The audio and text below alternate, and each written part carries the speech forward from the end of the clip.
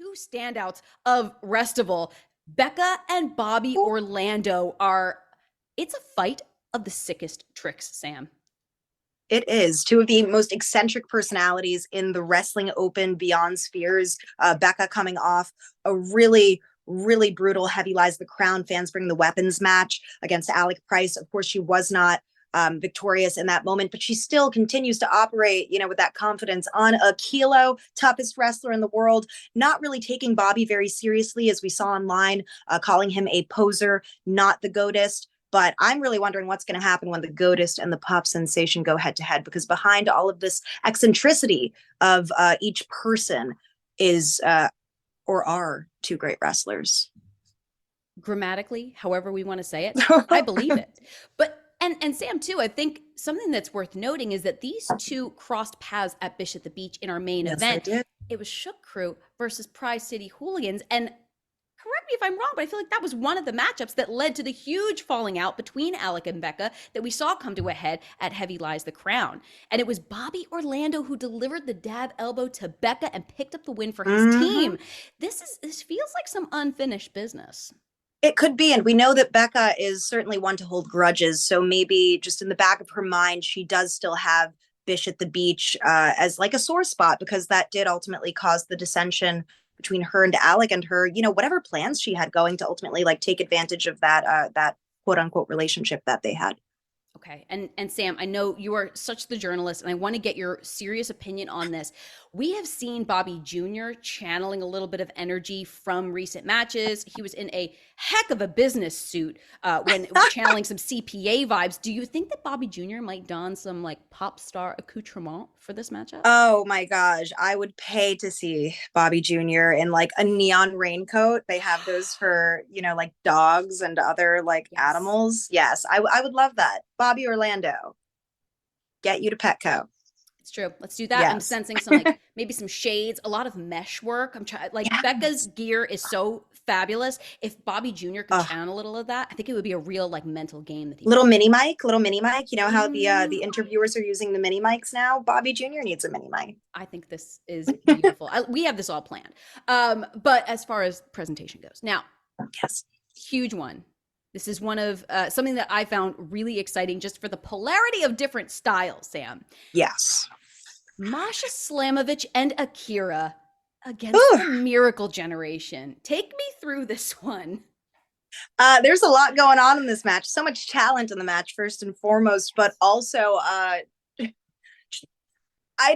don't know where to go with this. Akira and Masha are two incredibly talented wrestlers who also have this proclivity towards violence and weapons, as we've seen them at ICW and other promotions. Neither unafraid to get their hands wet and dirty with some blood and weapons. But then Miracle Generation, they are just, these stalwarts of wrestling open. They're our Eliminator Cup champions. They've been so dominant, nearly becoming IWTV Tag Team champions.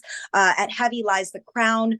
But we don't usually think of Miracle Generation as gritty, right? That's fair. Resilient, like they have heart, yes. They have resilience. Exactly. Yes.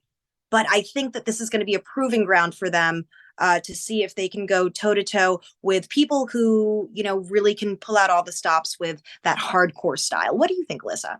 So I think that we have Miracle Generation are very fast paced. They're athletic. They're young, hungry, up and coming talents. But Masha and Akira, it's what you say, Sam. It's that violent, ruthless, kind of downright scary vibe that they give off, and also to world traveled competitors who think about all the experiences that they have had across the entire globe and what that adds to their arsenal as competitors.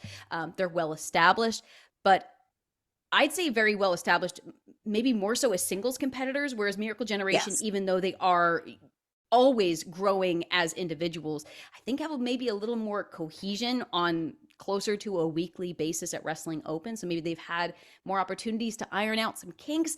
It really could go either way, but I think if Miracle Generation can stay focused and not let kind of the presentation and the violent aura of Masha and Akira get to them, I really feel like it could be a huge moment for Miracle Gen.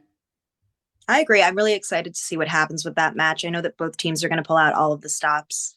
Oh, absolutely, you must, because you know what? It might snow. And speaking of tag teams, Hopefully not. we've got Above the Rest facing Yokai, and it was just announced that Choco Pro's best bros, Bali and Aki and Mesoruga, will be coming to Miight Snow as well. There's the Battle of the Lariats going down between Oof. Manders and Trish Adora.